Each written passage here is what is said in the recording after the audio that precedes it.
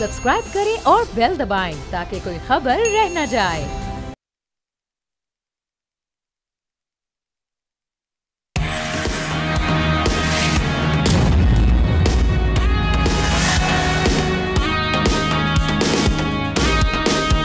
अस्सलाम वालेकुम नाज़रीन, आप देख रहे हैं न्यूज़ पंच। मैं हूं आमना खटाना। बानी पीटीआई की जानिब से महमूद खान अचकजई को बातचीत का टास्क देने की खबरें गर्म हैं। इस हवाले से खुद महमूद खान अचकजई का खासी सख्त अंदाज में ये कहना है कि अगर आसिफ अली जरदारी और मियां नवाज शरीफ हमारे साथ ना आए तो ऐसा वक्त भी आएगा कि ये घरों से बाहर नहीं निकल सकेंगे।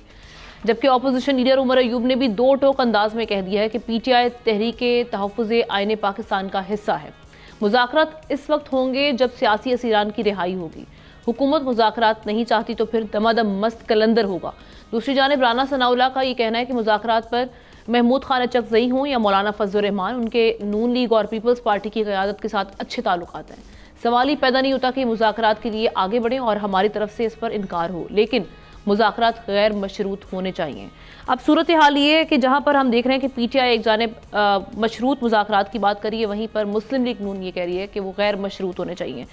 अब मैं डिस्कशन का आगाज़ करती हूँ। मैं पैनलिस्ट की पहले तारुफ करवा देती हूँ। नज़ीर लगारी साहब हमारे साथ कराची स्टूडियो से हैं, तशामुल हक साहब इस्लामाबाद स्टूडियो से, उनके साथ साथ हमाद रोहिला भी इस्लामाबाद स्टूडियो से हमें ज्वाइन कर रहे हैं।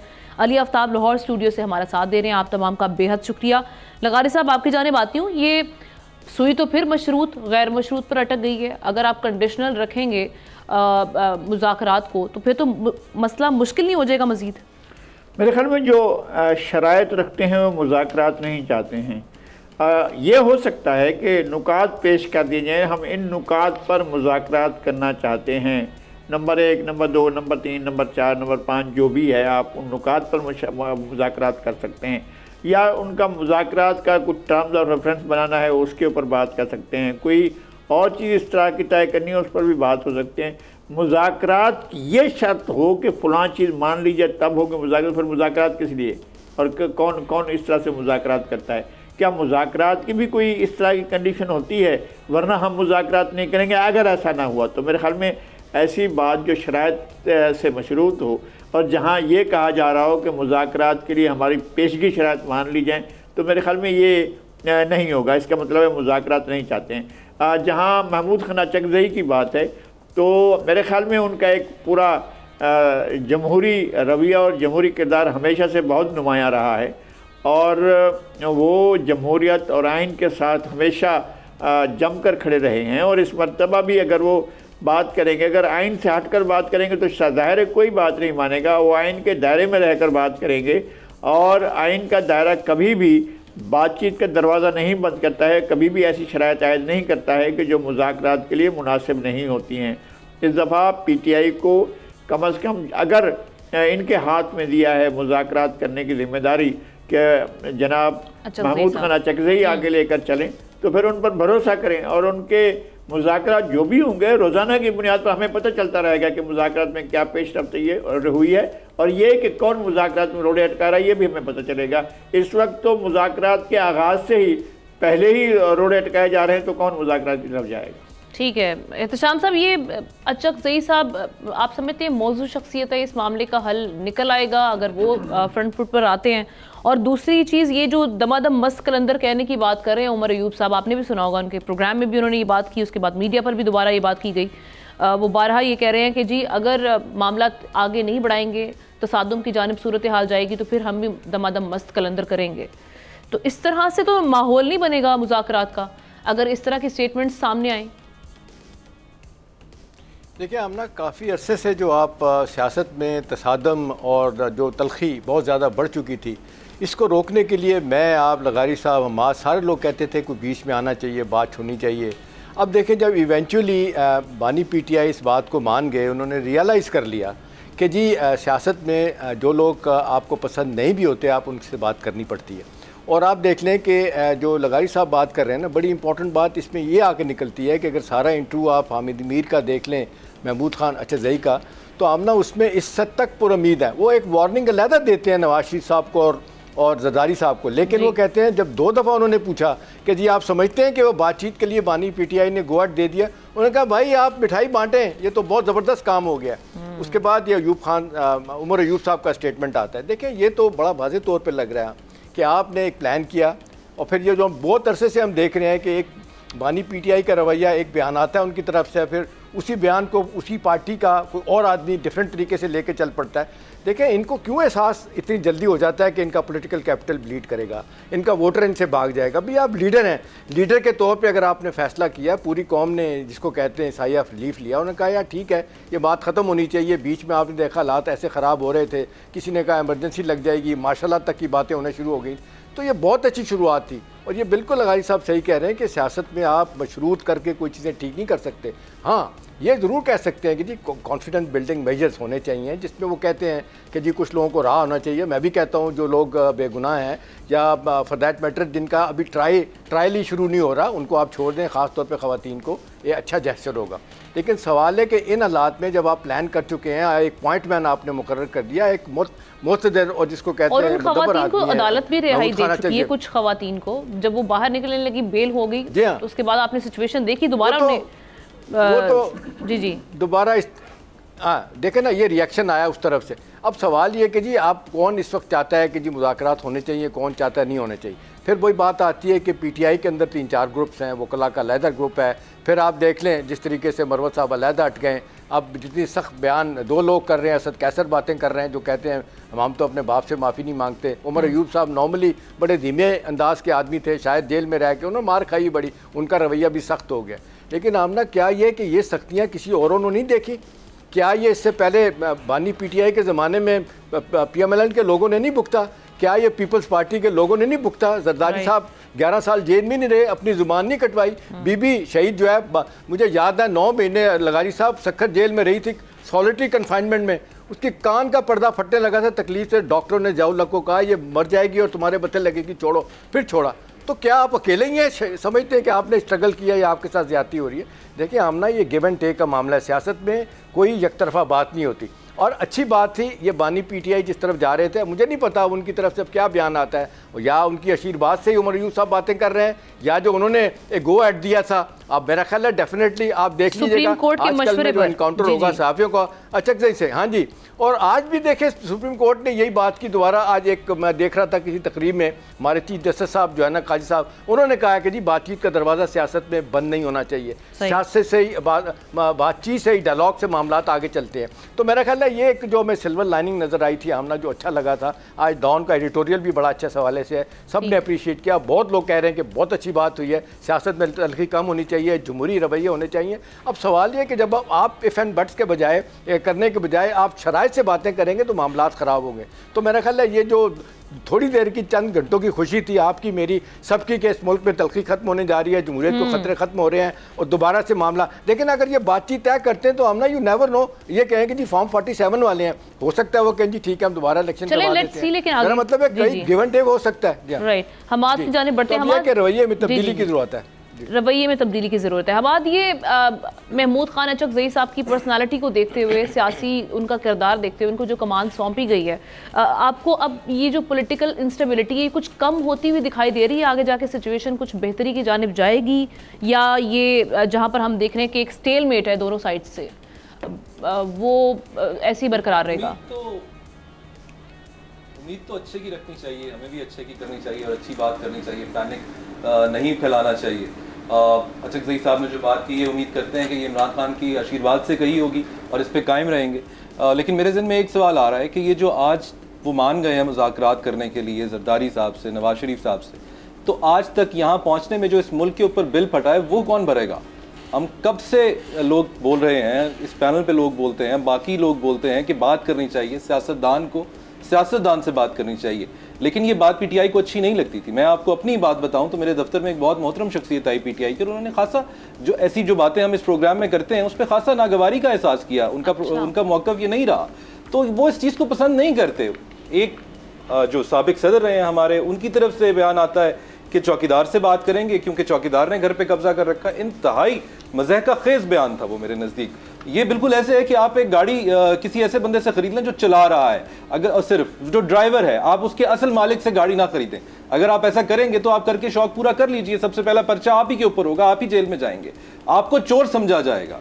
आप मुज़ाकरात करना चाहते हैं, आप मिलना चाहते हैं तो आप करें तो मुज़ाकरात हो जाता है, कोई और मिलना चाहे तो वो जमहूरियत के खिलाफ साजिश हो जाती है।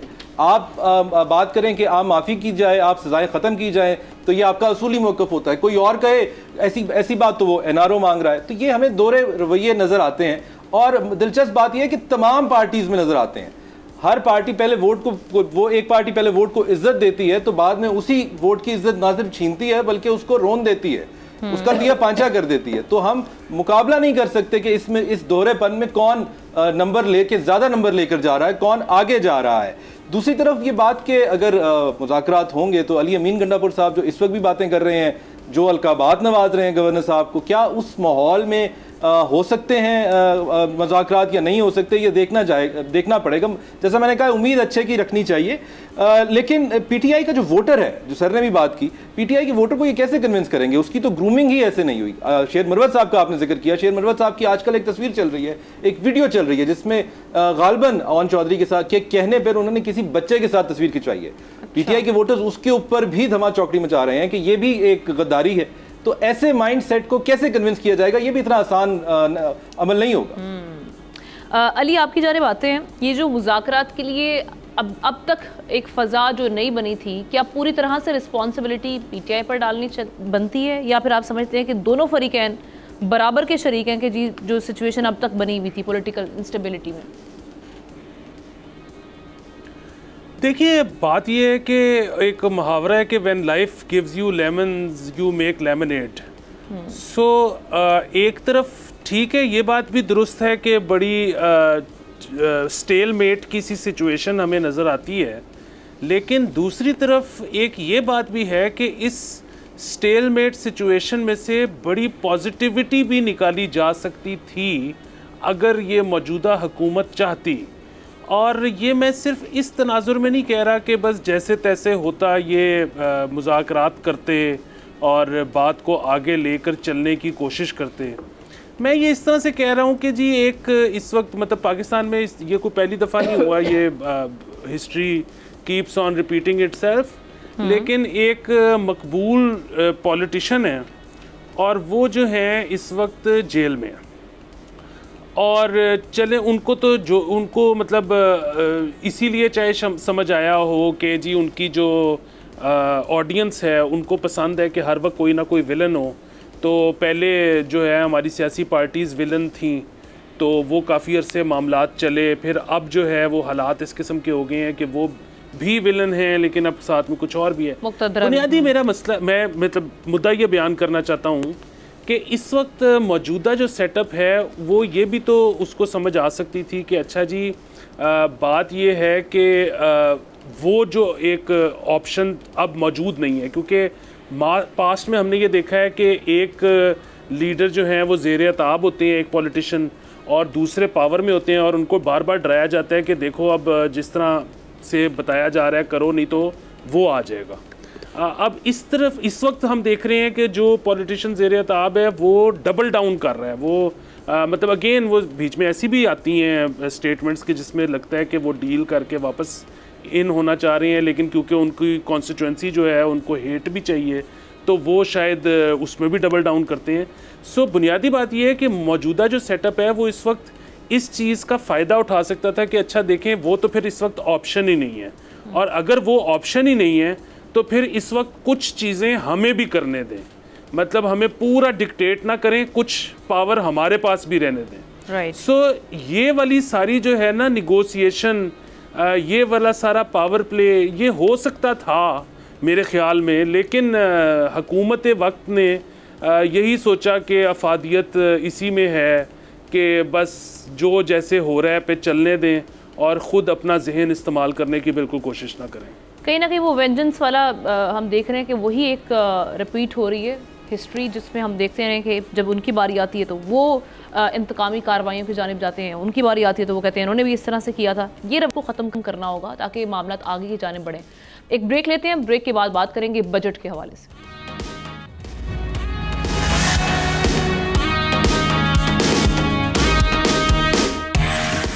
Welcome back once again. Sindh assembly में आज 30 खरब से जायद तखमीने का बजट पेश कर दिया गया। तरक्याती बजट के लिए 959 अरब रुपए मुख्तस किए गए हैं। सूबाई मुलाजमीन की ज़्यादा से ज़्यादा तनख्वाहों में 30% इजाफा तजवीज़ किया गया है। दूसरी जानिब हमने देखा कि गुज़श्ता रोज़ पंजाब असम्बली में 5446 अरब रुपये का टैक्स फ्री बजट पेश किया गया है। सूबाई मुलाजमीन की तनख्वाहों में 20 से 25% इजाफा किया गया है। अब अगर हम देखें पंजाब का बजट, जो कि वज़ीर आला पंजाब मरियम नवाज़ जो कि पहली बार पंजाब का बजट उन्होंने उनकी सरबराही में ये बना है, और दूसरी जानिब 12वीं बार ये बजट वज़ीर आला सिंध मुराद अली शाह की जानिब से पेश किया गया है। तो इसको किस तरह से आप समझते हैं कि ये इनमें अगर हम एक कंपैरिजन ड्रॉ करें तो इसमें अवाम दोस्त बजट आपको कौन सा दिखाई दे रहा है? ये सवाल हम अपने पैनलिस्ट के साथ जानिब रखते हैं। हमाद, आज आपने देखा होगा सिंध का बजट भी और कल जो पंजाब का बजट पेश किया गया, ऑल्दो पंजाब के बजट के हवाले से कहा जा रहा है कि ये बड़ा ही बैलेंस किस्म का बजट है, लेकिन इसमें सवाल ये भी है कि अगर बैलेंस किस्म का कोई नया टैक्स नहीं लगाया जा रहा तो आप आमदन में इजाफा कैसे करेंगे? एक तो इसको भी एड्रेस कीजिएगा इस मामले को। मेरे ख्याल से ये जो बजट का महीना होता है, ये वाहिद वो महीना होता है इलेक्शंस के बाद जब सियासतदानों को याद आता है या उनको याद दिलाया जाता है कि इस मुल्क में अवाम भी रहती है। तो शायद एक तासुर पैदा हो जाता है कि अवामी बात की जाएगी, अवाम को रिलीफ दिया जाएगा, बजट कैसा आ रहा है, कितने टैक्सेस लगाए जा रहे हैं, कितनी सब्सिडीज़ दी जा रही हैं, इस बारे में बात की जा रही होती है। लेकिन एंड रिजल्ट जब आप देखते हैं तो वो रिलीफ अवाम को मिलने की बजाय कोलिशन पार्टनर्स और अलायंस पार्टनर्स की तरफ ही जाता दिखाई देता है। एक पावर गेम नज़र आ जाती है हुकूमतों के अंदर कि कौन किसके लिए कितना ज़रूरी हो चुका है, इसलिए उसको दोबारा कितनी मज़ीद पावर शेयरिंग की ज़रूरत है, वो दोबारा रीनिगोशिएट करने के सिचुएशन में आ जाता है। अवाम को इसका रिलीफ मिलता दिखाई देता नहीं है। इस बार भी मुझे ऐसा ही लग रहा है, जो टैक्सेस सारे लग रहे हैं वफाक में भी और इधर पंजाब में टैक्सेस नहीं लगे, आप दुरुस्त कह रही हैं बात, लेकिन जो पंजाब में बातें की जा रही हैं, सेफ सिटी कैमरा की बात की जा रही है, मेरा तो ख्याल है इसको सेफ सिटी कैमरा नहीं, इसको स्मार्ट सिटी कैमरा कहना चाहिए, क्योंकि ये कैमराज इंतहाई जमहूरियत पसंद होते हैं, मुल्की सालमियत पसंद होते हैं। इन्हें बड़े बखूबी तरीके से पता होता है कि किस शख्स का चेहरा पहचानना है, किस शख्स के चेहरे को नहीं पहचानना, किस गाड़ी के पीछे जाना है, किस गाड़ी को चेक करना है, किस गाड़ी को नहीं करना, और किस चेहरे को कहना है कि इधर मेकअप लगा हुआ है तो हम इसको नहीं चेक कर सकते, हमें पता नहीं है कि वो कौन लोग हैं। इसी तरीके से इन कैमराज को फौरन ये भी पता चल जाता है कि कौन से रोड के ऊपर मुल्की सालमियत डगमगा जाएगी, वहां पर नहीं जाना, वहां गाड़ी जा रही है किसी को लेकर उठाकर, तो उस बारे में बात नहीं करनी, वो वीडियो ही सामने नहीं आती। इसी तरीके से हम देखते हैं ये जो सेफ सिटी के नाम पर वॉक थ्रू गेट्स लगाए जाते हैं, जब भी कोई मामलात होते हैं तो अगर 4 लगाए गए हैं तो 2 बंद होते हैं और 2 खराब होते हैं। कभी भी वो चीज़ अवाम को ट्रांसफर होती दिखाई नहीं देती। अभी भी यही दिखाई दिया जा रहा है। सिंध का जो बजट आया उसमें सिक्योरिटी के नाम पे दोबारा बात की जा रही है कि पुलिस का बजट बढ़ाया जा रहा है। पिछले साल भी पुलिस का बजट बढ़ाया गया था, 15% बढ़ाया गया था। उसका नतीजा क्या निकला? वो बजट कहाँ लगा? इस साल भी ऐसा ही हुआ होगा और आइंदा वाले सालों में भी ऐसा ही होगा कि जब किसी ने तफ्तीश के लिए जाना होता है। आपने देखा होगा कि डीएसपी साहब कराची में आपने देखा है कि वो वारदात में पाए गए हैं, वो और उन समेत उनका बेटा। जी बिल्कुल, यहाँ पे कैमरा शायद उतना स्मार्ट नहीं रहा जो मैं अर्ज कर रहा था, शायद स्टूपिड हो गया थोड़ा यहाँ पे। तो बिल्कुल आप सही कह रही हैं, जो तफ्तीश के मामलात होते हैं तो जब पुलिस की गाड़ी जाती होती है उसमें तेल ही नहीं होता। मुझे नहीं लगता कि ये 15% बढ़ाने से उस गाड़ियों में तेल इंश्योर रहेगा। उल्टा हम देख रहे हैं कि एक नई दौड़ लगी हुई है कि थानों को खूबसूरत कौन बना सकता है, मॉडल थाने बनाने का। यहाँ पर कोई फैशन शो तो नहीं कराने हमने, यहाँ पर ये कोई शादी हॉल तो नहीं है, इससे तो यहाँ पर कोई जुर्म में कमी नहीं आएगी। तो बजट भी बस इसी किस्म का ही है जी। बिल्कुल ठीक है। अली की जाने बढ़ते हैं। अली, स्पेसिफिकली अगर हम पंजाब के बजट की बात करें, चूँकि आप लाहौर में आप बेहतर तरीके से बता सकते हैं कि एक तो वहाँ के मामलात को देखते हुए आपको फ्लॉज क्या दिखे और अच्छी चीज़ क्या दिखी जिसमें आप कहेंगे आवाम को रिलीफ मिला हो इस बजट में? देखिए, वो तो रिलीफ क्या मिलना था, वो एडिड टैक्सेस नहीं है। बुनियादी बात ये है कि इस हुकूमत का आते हुए ख्याल था कि हम जो है वो पुराना पेट्रनेज का सिस्टम बहाल करेंगे, उससे हम अपना वोट बैंक वापस लेके आएंगे। बात ये है कि ये अब एक मर्केंटाइल सी इकोनॉमी हो गई है, यहाँ पे पेट्रनेज वैसी चलती ही नहीं है जैसी 90s या अर्ली 2000s में चलती थी। मतलब आज के दिन में अगर हुकूमत आपका कुछ भला करना चाहे भी इनफरादी तौर पे, तो वो क्या ऑफ़र कर सकती है? उसके पास ज़्यादा कुछ देने के लिए है ही नहीं। दूसरी चीज़ ये है कि ज़ाहिर है हुकूमत ने ये कहा था कि जी सब अपनी बेल्टें बांध लें, टाइट कर लें, हम भी करेंगे। हमने ये देखा कि सरकारी मुलाजमीन की, बल्कि अफसरान कहना चाहिए, उनकी तनख्वाहें 20-22% बढ़ रही हैं। अच्छा, अगेन वो बड़ी अच्छी बात है, सबकी बढ़नी चाहिए, लेकिन फिर वही बात है ना, प्राइवेट सेक्टर में इतनी बढ़ी हैं या नहीं बढ़ी। और 20-22% कुछ भी नहीं होता। आप खुद कह रहे हो कि इस साल में सरकारी फिगर्स हैं कि 17 से 18% तो इन्फ्लेशन हुई है। तो वो अगर आप देखें रियल उसमें, तो वो तो 4 या 5% है जो उनको रेज़ मिला है। बुनियादी बात यह है कि हम हमेशा से बात करते हैं सरकार का हुजम बहुत ज़्यादा है, सरकार के ख़र्चे बहुत ज़्यादा हैं, लेकिन अगर आप फिगर्स के हिसाब से देखें तो शायद इतने ज़्यादा नहीं हैं। बुनियादी बात यह है कि आपके पास यहाँ पे जो आप सर्विस डिलीवरी नहीं है। सो मेरे पे अगर 20% टैक्स लगता है या 30% टैक्स लगता है, तो इसका मतलब ये नहीं है कि मेरे पे आप 5% टैक्स कर देंगे तो मैं उसके बाद से वो देना शुरू कर दूंगा या देने के मेरा दिल करेगा। मैं फिर भी नहीं देना चाहता। उसकी वजह ये है कि सर्विस डिलीवरी, देखिए एक आम इंसान जो है उसका रियासत से कहाँ पड़ता है पाला, रियासत से पाला पड़ता है उसका थाने कचहरी में पासपोर्ट बनवाते हुए, आईडी कार्ड पे, पटवारी पे, इस तरह की चीज़ों पे। जब उसको नहीं मिलेगा वहाँ पर रिलीफ, या रिलीफ क्या, बेसिकली सर्विस ही नहीं मिलेगी, तो वो क्यों टैक्स देना चाहेगा?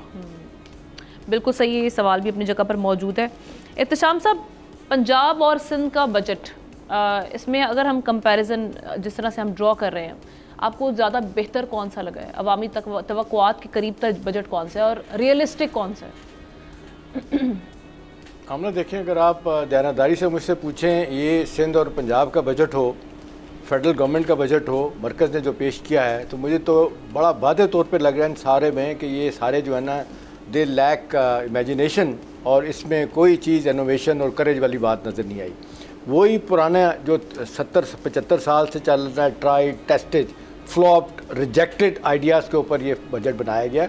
और वन लाइनर इसका आमना यह है कि IMF की शर्त थी कि आपने प्राइमरी सरप्लस 1% रखना है बजट का।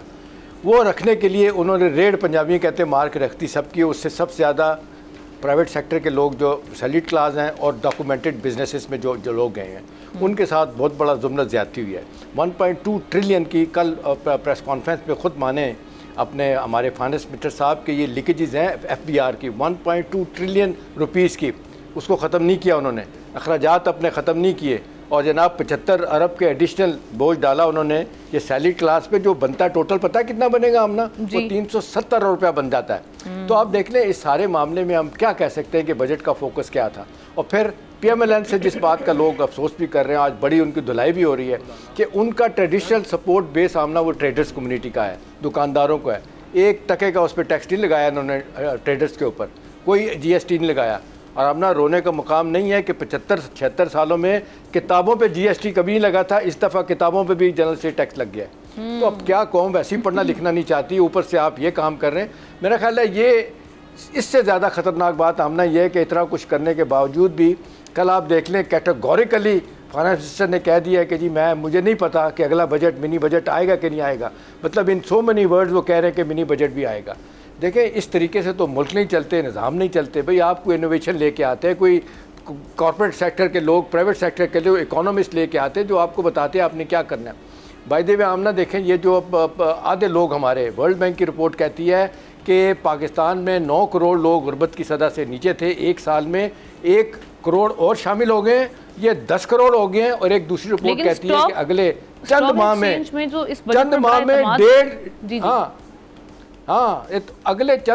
1.5 करोड़ लोग और गुर्बत की निचली सतह पे जा रहे हैं। तो आप समझने कि आधी से ज़्यादा आबादी आपकी $2-3 डे पे सस्टेन कर रही होगी। आप मुझे बताएं कि ये फिर लोगों को मजबूर कर रहे हैं। स्टॉक मार्केट में जो हम देख रहे हैं आज, जो तेज़ी देखी गई है, जो एतमाद का इजहार किया गया है, उसमें तो बड़े पॉजिटिव एक इंडिकेशन है रिलेटेड टू दिस बजट। अगर हम बात करें, हम ना ये आपका अच्छा सवाल है, लेकिन स्टॉक मार्केट को हमेशा इस तरह देखना चाहिए कि जो मुल्क के मौजूदी हालात होते हैं, ग्राउंड रियलिटीज़ थोड़ी बहुत होती हैं, वो उनके ऊपर चल रहा होता है। ज़रा सी एक अच्छी लहर आती है तो स्टॉक मार्केट ऊपर चली जाती है। सबसे ज़्यादा आप देख लें कि आज मूडीज़ की रिपोर्ट भी आई है, उन्होंने कहा कि अच्छा मामला चल रहा है क्योंकि IMF के शिकंजे में ये लोग आ गए। तो वो तो देखते हैं कि जी अब IMF का प्रोग्राम आ गया, लिहाजा खुदा ना खास्ता डिफ़ॉल्ट के सारे मामले जो हैं रुक गए हैं। टेक्निकल डिफ़ॉल्ट तक ज़माने में हो गया था। अब ये 6 से 8 बिलियन डॉलर लेने के लिए, और अपने इस साल मौजूदा नए माली साल में $27 बिलियन और अगले 2 सालों में टोटल मिला के तकरीबन $77 बिलियन बकौल एहसन इकबाल साहब के हमने वापस करने हैं। तो हमारे पास सामना कोई क्वेश्चन ही नहीं है फॉल बैक करने के लिए। हमारी कोई होम ग्राउंड स्ट्रेटजी है ही नहीं है कि हम अपने वसाइल को सामने रख के, ये रोज़ तो कहते हैं कि जी हमने ये कशकोल तोड़ दिया IMF का, लेकिन कशकोल ऐसे नहीं टूटेगा। बुनियादी आखिरी सवाल, आखिरी बात आमना इसमें यही है कि क्या इसके बाद सेंस प्रिवेल करेगी, सियासी जमातें बैठेंगी, क्योंकि एक के बाद दूसरी सियासी जमात आएगी, उनको कोई परवाह नहीं होती। इस वक्त तो बैठे हुए उनको यह है कि जो अगले आएंगे वही भुगतेंगे। तो मेरा ख्याल है ये रवैया जो है ना बड़ा अफसोसनाक है। ये बड़ा वाज़ेह तौर पे बता रहा है कि कोई भी जो है ना इस मुल्क के सिंसेरिटी के साथ काम नहीं करना चाहता। प्रोसेस में लोग भुगत रहे हैं, लोग खुदकशियों पे मजबूर हो रहे हैं। कराची, लाहौर में पढ़े लिखे लोग पकड़े गए आमना वारदातें करते हुए। आप देख लें क्या है। और वो मुफ्ता साहब कहते हैं कि पाकिस्तान को 20 से 30 लाख नौजवानों को, पढ़े लिखे नौजवानों को आमना जॉब देने के लिए 6% ग्रोथ रेट होनी चाहिए। मुश्किल सूरत हाल है, 3.5% ग्रोथ रेट। मुश्किल मतलब है ग्रोथ को वो भूल ही जाएं। स्टेबलाइजेशन यानी बेल्ट टाइटनिंग करें, आप खर्चे कम करें और ग्रोथ भूल जाएं। कोई जॉब क्रिएशन नहीं होगी, कोई गुर्बत का खात्मा नहीं होगा, मसाइल और मसाइल होंगे। जी लगारी साहब किस तरह से एनालाइज करेंगे पंजाब और सिंध के बजट को? ये सूरत हाल बहुत ज़्यादा खतरनाक है। अगर जॉब हैं भी पब्लिक सेक्टर में, तो कोई शख्स पूरे पाकिस्तान में कोई शख्स उस जॉब की कीमत दिए बगैर वो जॉब हासिल नहीं कर सकता। वो प्राइमरी टीचर से लेकर प्यून से लेकर किसी भी सतह पर, अच्छा, किसी भी माजरत के साथ लगारी साहब माजरत के साथ मैं यहाँ पे थोड़ा इंटरप्ट करूँगा आपको। देखें, आप यूसुफ रज़ा गिलानी से आमना ला के इख्तलाफ करें, उस शख्स को 5 साल, पूरे 5 साल उस शख्स ने कैद काटी कि इसने कौमी असम्बली में लोगों को जॉब क्यों दिए थे। बिल्कुल यही हुआ लगारी साहब, और नाअहल भी करार दिए गए थे। सिर्फ ये नहीं कि सजा हुई थी, 5 साल जेल में रहे और साथ में नाअहल भी हुए कि आपने कौमी असम्बली सेक्रेटेरिएट में लोगों को मुलाजमतें क्यों दी थी।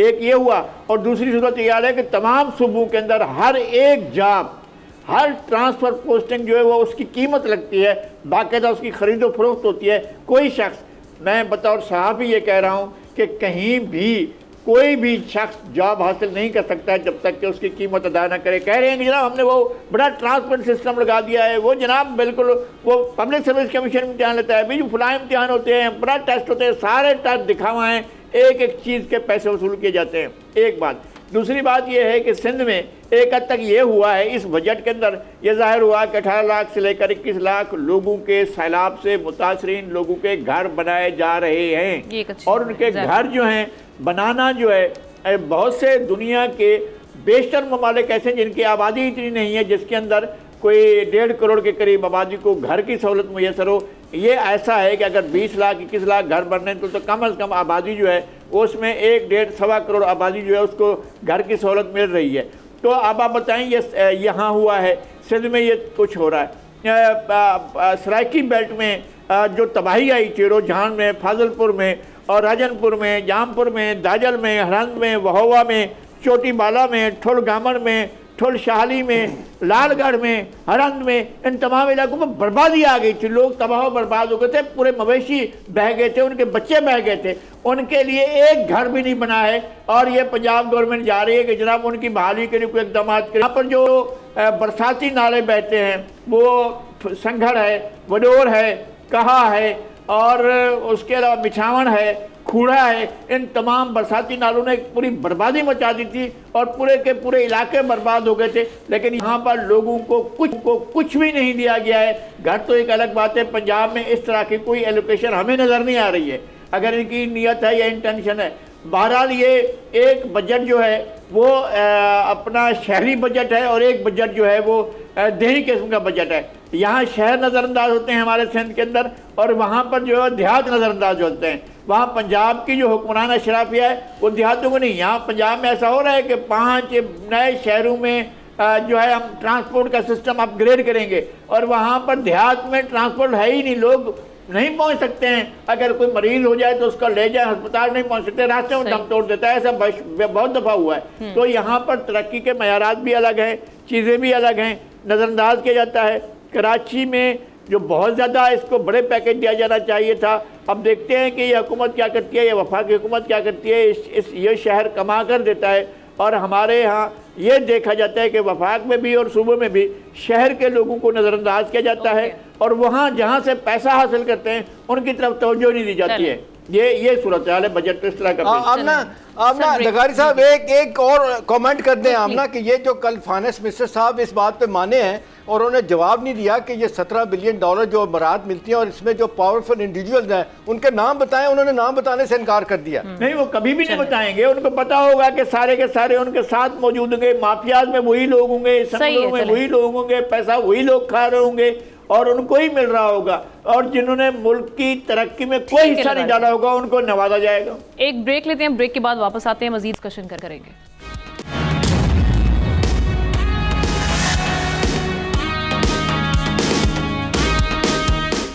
Welcome back once again. Chief justice Lahore high court Malik Shahzad Ahmad ने आज कहा है कि अदलिया इस्टेब्लिशमेंट की मुदाखलत से जान छुड़ाने के लिए जिद्दोजहद कर रही है और यकीन है कि अदलिया में इस्टेब्लिशमेंट की मुदाखलत का जल्द अख्ताम होगा। उन्होंने मजीद कहा कि अदलिया में इदारों की मुदाखलत की शिकायत सामने आती रही हैं, वो पहले भी इन तहफ़्फ़ुज़ात का इजहार कर चुके हैं और अब ये जो मामला बार बार इसका जिक्र हो रहा है मुदाखलत के हवाले से, ये क्या रुख इख्तियार कर सकता है और इसके असरात क्या हो सकते हैं, इस पर डिस्कशन करते हैं। एहतशाम साहब।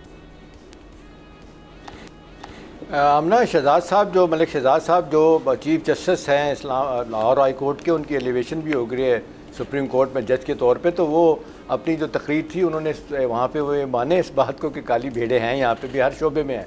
तो जिसके जवाब में आपने देखा प्राइम मिनिस्टर ने बुनियादी तौर पे ये कहा था कि काली भेड़ें हैं, फिर सॉरी करके शहबाज साहब वापस गए, उनका नहीं मैं तो पुराने दौर की अदलिया की बात कर रहा हूँ। और फिर इसके जवाब में अथर मिलर साहब ने कहा था हम काले पूंड हैं। देखिए बात यह है कि अब ये अदलिया में और इस दफ़ा हम देख रहे हैं पहली मरतबा इस्टेब्लिशमेंट और अदलिया के दरमियान तनाज़ा है, इख्तलाफात है जिसकी वजह से चीज़ें ख़राब हो रही हैं। अभी बहुत से हवालों से जब बात करते हैं उन्होंने बड़ा ज़बरदस्त नाम दिया, जिस तरीके से उन्होंने कहा कि जी ये काम उस वक्त ख़राब हुआ था जब ये मौलवी तमीज़ुद्दीन का केस आया था। भाई उसके बाद फिर ये आप देख लेना कौन थे जस्टिस मुनीर, वो अयूब खान के एडवाइज़र बने। उसके बाद फिर उन्होंने अयूब खान पहले चीफ जस्टिस थे, फिर एडवाइज़र बने और फिर बकौल अयूब खान के मैंने उनको बांग्लादेश भेजा उस वक्त के ईस्ट पाकिस्तान में कि जाओ इनसे जान छुड़ाओ। फिर उसके बाद फिर हमने देखा रुस्तम कियानी साहब भी आए थे, आपने देखा क्या शानदार पाए गए जज थे। फिर आपने देखा मुशर्रफ के ज़माने में जस्टिस इरशाद हसन खान चीफ जस्टिस थे, उन्होंने मुशर्रफ को 3 साल उन्होंने मांगे भी नहीं, 3 साल दे दिए, जो मर्जी आप आइन के साथ करें। तो मेरा ख्याल है PCO RCO उसके ज़माने में आए। तो ये देखें अब सवाल तो ये है कि हर तबके में हर शोबे में जिसको कहते हैं काली भेड़ें मौजूद हैं। अब सवाल ये है कि जी ये इख्तलाफ जो आज निकला है, मेरा ख्याल है चीफ जस्टिस साहब लाहौर के चीफ जस्टिस साहब आज बड़े वैसे बायदे में उन पे और भी मुश्किलात उन्होंने अपने तौर पे जो ट्रिब्यूनल के फ़ैसले किए हैं, जो अपना ऑर्डिनेंस के ज़रिए आया और की इजाज़त दी गई आपके क्या कहते हैं इलेक्शन कमीशन को कि रिटायर्ड जजों को लगाना चाहिए, तो उन्होंने अपने तौर पर जजों को लगाना चल दिया। जी हमाद साहब, ये सब जुडिस तो है ही मामला सुप्रीम कोर्ट में मुदाखलत वाला, लेकिन आपने समझते तरजीही बुनियादों पर इस मसले को सुना जाए, हल निकाला जाए ताकि ये फ्रीली ऑपरेट कर सके जजेस? बार बार तहफ़्फ़ुज़ात सामने आ रहे हैं। जी तहफ़्फ़ुज़ात सामने आ रहे हैं। सर ने जो तारीख़ पे रोशनी डाली है, मुझे एक शेर याद आ रहा है काबिल अजमेरी साहब का, वक्त करता है परवरिश बरसों, हादसा एकदम नहीं होता। बिल्कुल। तो ये हालात जो आज हमारे हुए हैं, ये जो बातें कही जा रही हैं, ये एकदम नहीं हुई, ये बिल्कुल दुरुस्त बात है। हमने 75, 76, 77 साल इनकी परवरिश की है, हम यहाँ पर बहुत मेहनत से पहुँचे हैं। जी ये एक लावा बन रहा था और ये लावा भी से ज़्यादा मैं तो एक और एंगल से बात करना चाह रहा हूँ कि एक अरसे में हम हैंड एंड ग्लव रहे हैं। हमने देखा है कि इस मुल्क के साथ क्या हुआ है, आइन तोड़े गए, आइन तोड़ने वालों को कोई सज़ा नहीं दी गई, उनके हाथ मजबूत किए गए। तो जहाँ इतना याराना हो, जहाँ इतना ताल्लुक़ हो, वहाँ हाथ छुड़ाने में वक्त तो लगता है, थोड़ा टाइम लगता है उस चीज़ों में हमें, लेकिन फिर भी इस बारे में बात करनी चाहिए, बात होनी चाहिए, सवाल होना चाहिए, तनकीद होनी चाहिए। मैं दोबारा बात करूँगा, जजेस ने जो ख़त लिखा था ये उसी ख़त की ही एक कड़ी है। मैंने तब भी कहा था कि उस ख़त का मकसद ये नहीं है कि सही या गलत का तयन फ़ौरन कर दिया जाएगा, किसी को सज़ा या जज़ा फ़ौरन दे दी जाएगी। उसने अपना हदफ अचीव कर लिया था जब हम सब ने उसके बारे में बात करना शुरू की। बात करना ही मकसद था, हमें बात करने की इजाज़त ही नहीं थी। आज अगर हम बात कर रहे हैं, लेकिन हम बात करते हुए बहुत आगे भी निकल जाते हैं, हम तनकीद में दूसरे को बिल्कुल उसकी धज्जियां उधेड़ देते हैं। मैं एक और बात करूंगा यहाँ पर कि कोई भी इदारा हो, आखिरी लाइन, कोई भी इदारा हो, अदलिया हो, फौज हो, पुलिस हो या पाकिस्तान की क्रिकेट टीम हो, उसके ऊपर तनकीद करते हुए याद रखिए कि आप ही के मुल्क का हिस्सा है वो, और उसी नहीं वो हम सब के लिए लाज़िम व मज़लूम है। एक के बगैर दूसरा भी इदारा नहीं चल सकता। जी लगारे साहब, मैं हाथ बांध कर कहता हूँ, इंसाफ की तरफ से, इंसाफ के साथ इंसाफ के लिए जज साहिबान पोजीशन लें, महज तहरीक इंसाफ के लिए तहरीक इंसाफ के साथ तहरीक इंसाफ की तरफ से पोजीशन न लें। अल्लाह के वास्ते इस मुल्क के साथ एहसान करें और पोजीशन जब लेनी हो, जब आइन के साथ लें, कानून के साथ लें, इंसाफ के साथ लें, महज अपनी पसंद और नापसंद के मुताबिक पोजीशन न लें। ठीक है जी, आपने बड़ा क्विकली जी अली। देखिए, आपका प्रोग्राम ख़त्म होने लगा है तो मैं सिल्वर लाइनिंग के साथ जाता हूं, और वो ये है कि अगर पाकिस्तान की इकॉनमी ठीक चलती रहती, ठीक तो खैर बहुत अच्छी तो कभी भी नहीं थी, लेकिन अगर बस रेंगती भी रहती तो शायद आज ये डिस्कशन ही ना हो रही होती, सब मामलात वैसे ही चल रहे होते जैसे 74 साल चलते रहे। अब अगर हम आज इस सिचुएशन पे आ गए, सुना दो यार। सर वो उसके लिए पहले परमिशन लेनी पड़ेगी अगले हफ्ते से ही, लेकिन आज हम अगर इकोनॉमी आमना को भेजा था, आपने तो सुना ही नहीं मेरा ख्याल गाना। सर मैं आपको समझ नहीं पाई। जी जी, तो उसका ये फायदा हुआ है कि आज अब की सूरत हाल के ऊपर जी सही तो उसको आज हम नहज पे आ गए हैं इकोनॉमी, तो आज हमने ये सारी बातें करना शुरू कर दी हैं। आज हमें ओपनिंग नज़र आई है कि अच्छा ठीक है, स्पेस नज़र आई है कि अब हम उस स्पेस का हिस्सा बन सकते हैं। सो आज जो इकोनॉमी की दिगरगू हालात हैं उसकी वजह से हम अपनी तमाम इदारे अपनी अपनी पावर को अब एक्सरसाइज करना शुरू हो गए हैं और उम्मीद है कि हमें इससे बेहतर नताइज मिलेंगे। ठीक है, चलें जी, आपकी वही सवाल से टेक आ चुका है। सर भी एक बात यह है कि मुल्क में मार्शल लॉ इसलिए लगा कि बैनुल-अक़वामी हालात ऐसे नहीं है, हमारी अदलिया की वजह से किसी खौफ ने नहीं मार्शल लॉ को बचाया हुआ है, इस वजह से नहीं आया। और दूसरी बात ये, इफ्तिखार चौधरी का दौर बिल्कुल सुनहरा दौर नहीं था। उन्होंने पाकिस्तान में अदलिया को बेखबर से उखाड़ कर उस अपने सारे के सारे किए किराए पर पानी फेर दिया था। वो एक मुनसिफ मिजाज जज नहीं थे। चलें जी, हमारे तमाम पैनलिस्ट की राय आ चुकी है। बिल्कुल 100% ठीक है। चलें जी, और दूसरा ये कि मार्शल लॉ इसलिए नहीं लग रहा क्योंकि पैसे नहीं है। चलें जी, बहुत शुक्रिया, मैं अपने पैनलिस्ट का शुक्रिया अदा करूंगी। प्रोग्राम का वक्त खत्म हुआ चाहता है, आपसे ईद वाले दिन मुलाकात करेंगे। अब अल्लाह हाफ़िज़।